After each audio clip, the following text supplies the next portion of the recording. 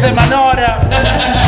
La coppa. Questa è mio figlio. E poi il pomodoro, mamma. E con il cena la metto solo davanti. No, no, no, perché sennò. E poi andare al bagno. E questa mano che trema, la conosco, schiccia dentro. Prova da mia.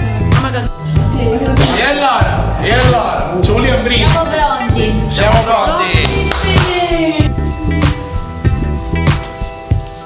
La vecchia Maricchia. Preparazione.